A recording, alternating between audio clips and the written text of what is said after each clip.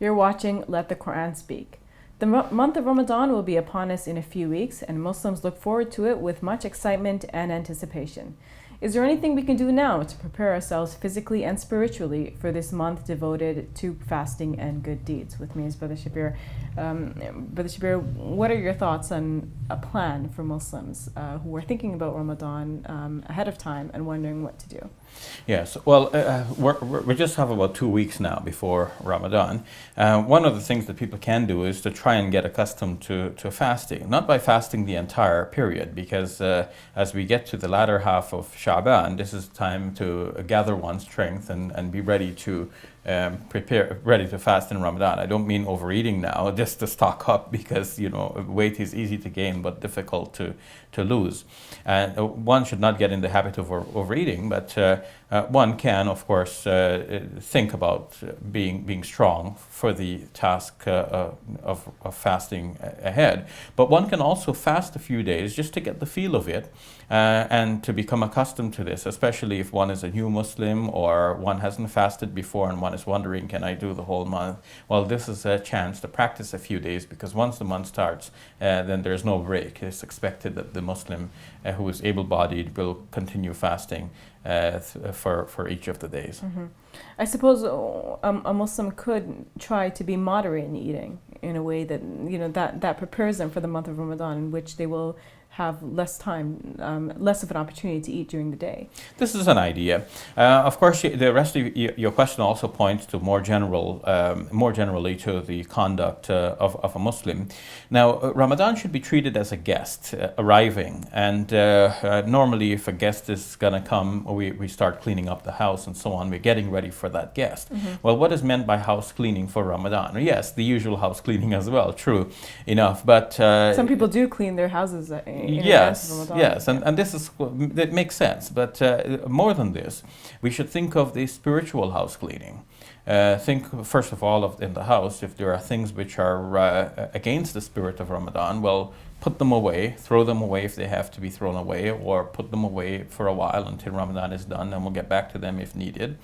In terms of our own spiritual bodies, let's do some house cleaning as well. Let's start thinking about purifying our thoughts, our intentions. Let's start going back to the Quran, which we've neglected for so long. Ramadan comes in as a reminder of some of the things that we have left behind and we should be accustomed to. So in Ramadan, we read the Quran a lot, but we don't have to wait for Ramadan. The Quran is a book of guidance for year round. And as we become conscious of that now, let's start read the Quran even now. Mm-hmm. Should we be more conscious of our character, of our manners towards other people now, before Ramadan begins? Yes, and in fact, this is extremely important, because while fasting, we're supposed to avoid all evil things. And some things are so much a part of us that it's hard to get rid of them immediately. Well, we need to start from now. Think about gossiping, for example. People gossip a lot. They talk about other people.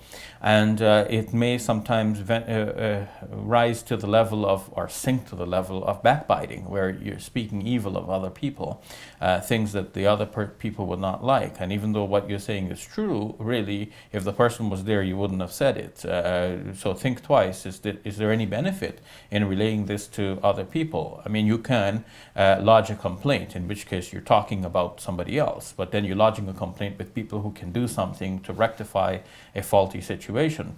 But if there's nothing that can be done, people are just talking about each other and laughing with each other about a third person, well, then this is backbiting, and people do this a lot. So now is the time to start catching ourselves and saying, well, a minute, this is backbiting, I can't get into that, let me stop it now.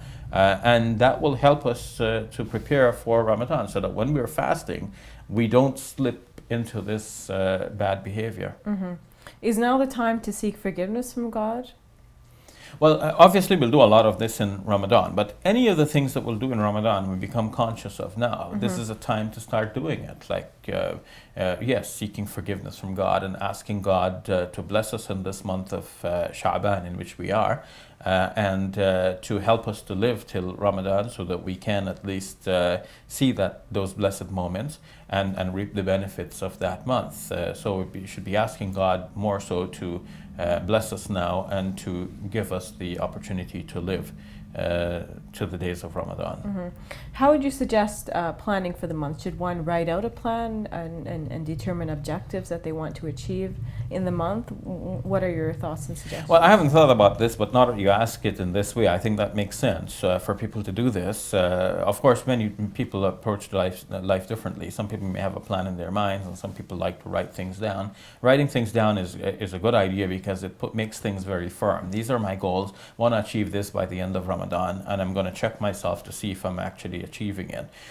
So if somebody has not been praying the 5 daily prayers, for example, one might say, okay, well, by the end of Ramadan, I want to pray all 5. I'll start maybe the first week, I'll be praying 2, the Fajr and the Maghrib, because I'll get up to eat in the morning and I'll break my fast in the evening. So these are the 2 times I'm right there, ready to serve God. I'll pray these 2 times. So I'll start with those 2. And then by second week, I'll add a third one. Fourth week, I'll add by fourth week, I'm at 4. And by the end, I'm at all 5.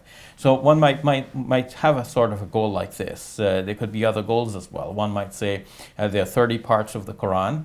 And if there are going to be 30 days in this month, I'm going to read 1 part in each day so that by the end of the year, by the end of the month, I've read the whole Quran from cover to cover. Mm-hmm. So that's measurable. Each day you can see, did I do this or not? Mm-hmm. Or one could plan like 30 acts of kindness, an act of kindness each day towards another individual. Exactly. So one can say, I'll do a hospital visit once a week, let's say. So by the end of the month, I will have done 4 hospital visits. So these are measurable goals, and it's important that one does not think of Ramadan as involving only the spiritual devotions. So one can think also of, yes, you put it rightly, acts of kindness. And it could be something as simple as helping an aging neighbor, for example, to do some of their chores. It could be, there are many different ways in which we can serve people as a way of showing our gratitude to God. Mm-hmm. Ahead of time, I guess it's important for us to read up on Ramadan, to know what are the ins and outs of Ramadan, so that when it actually comes, we're prepared.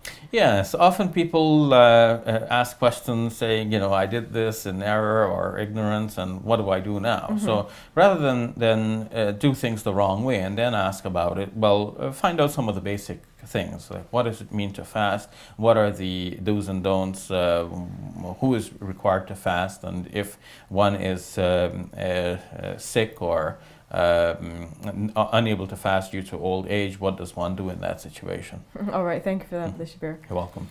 We'll take a break. When we return, we answer questions we receive from you, our viewers.